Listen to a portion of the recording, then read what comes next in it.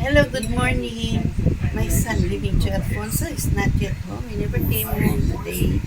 Early morning. He usually came home 6, 5:30, like sometimes 7 a.m. 6:30 a.m. or 5:30. But today he never come home. I don't know where he is. He never told me. He never informed me. Okay, folks, we're having our family brunch at home block for the World Cup Singapore. April 4, 2026. We're having a gyoza, okay, noodles with gyoza and shrimp gyoza and potato. Okay, enjoy at home block for the World Cup Singapore. This is Lee Simpoy with Singapore. Complete name Lee Simpoy, 74 years old. Singaporean retired, okay? My son shares there. I cook anyways.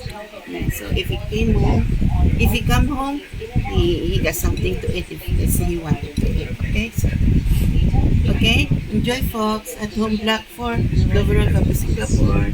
Okay? My son share is there, okay? April 4th, 2026. Enjoy Singapore.